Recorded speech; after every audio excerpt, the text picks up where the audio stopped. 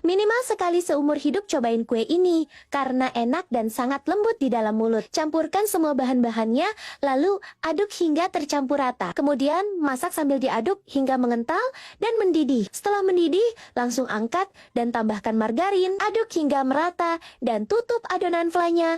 Lalu kita sisihkan dulu. Sekarang kita akan membuat adonan kulitnya dengan mencampurkan semua bahannya. Bahan yang sudah dicampur akan kita mixer dengan speed sedang selama 15 menit. Jika tidak punya mixer, tidak apa-apa. Boleh diuleni menggunakan tangan. Setelah 15 menit di mix, langsung tambah garam dan margarin. Dan kita mixer kembali selama 15 menit lagi hingga adonannya kalis. Bagi adonan menjadi beberapa bagian lalu bulatkan. Nah, masing-masing adonan 50 gram ya bun. Tutup dan diamkan selama 60 menit. Setelah 60 menit bisa langsung digoreng hingga matang dan angkat lalu tiriskan dan lelehkan gula pasir dengan api paling kecil hingga jadi karamel seperti ini. Lubangi donat dengan sumpit dan beri isian fly yang sudah kita buat tadi. Ini tinggal disemprot aja ya.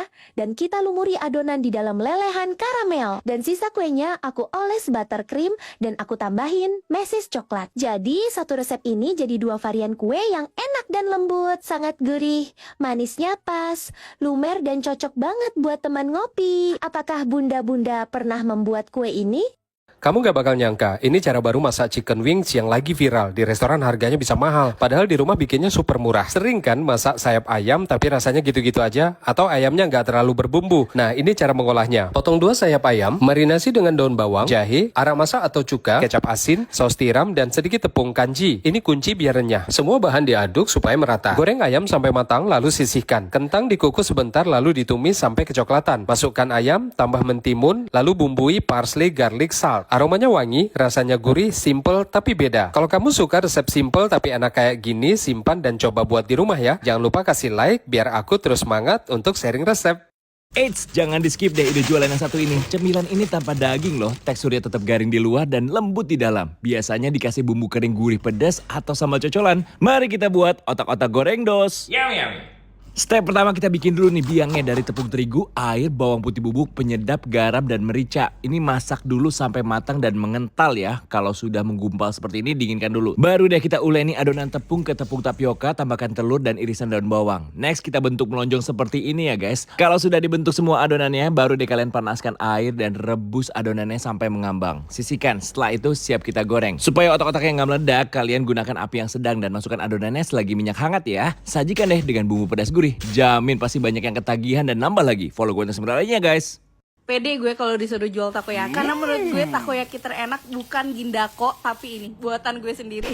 Agak overclaim ya. Tapi serius enak banget, lo harus cobain pokoknya. Sebelumnya udah pernah gue share di sini, tapi yang ini gue modifikasi biar Jepang banget gitu. Tipe-tipe yang crunchy di luar tapi dalamnya itu lembut, kopong dan ngaldu. Let's go, kita bikin simple aja. Kalau sebelumnya nggak pakai tepung maizena, kali ini pakai. Terus dashi atau si kaldu ikan ini jangan di skip please. Tambahin seasoning dan baking powder. Sebelumnya gue pakai susu, kali ini cuma pakai air. Ternyata kalau pakai susu si kaldu ikannya ini jadi nggak gitu berasa. Nah, teksturnya emang harus cair kayak gini ya. Lanjut gue suka daun bawang yang banyak. Iris aja sesuai selera. Dan ini katanya bukan takoyaki kalau nggak ada takonya, si guritanya. Emang agak susah nyarinya ya. Tapi coba cek di online shop terdekat aja ya. Kalau suka makan marugame udon kan suka ada bubuk tempuranya ya. Nah ini namanya tenkatsu. Buat semua bahan dan takarannya udah ada di caption, jadi tinggal dicatat. Ini nanti buat isian si takoyakinya. Biar dalamnya itu moist, lembut, nggak yang kenceng banget gitu. Udah tinggal kita tuang adonannya ke teflon khusus buat takoyaki. Dan hal wajib adalah panasin teflon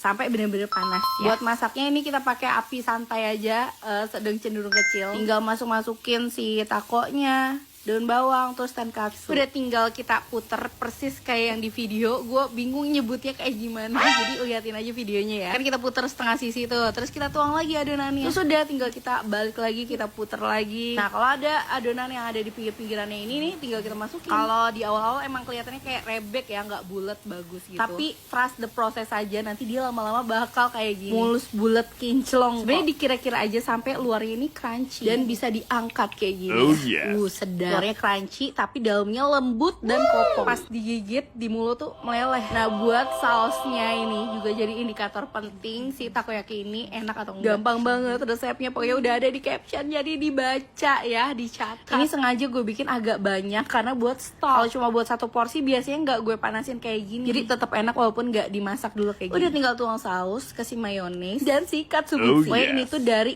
ikan cakalang yang dikerasin kayak batu terus diserut. Jadi deh kayak gini ya, 11-12 lah sama gindaku punya. Kalau ditanya seberapa sering gue bikin ini, sering banget pokoknya. Dashi, katsubushi, nori itu udah wajib banget ada di stok. Ya bikin deh.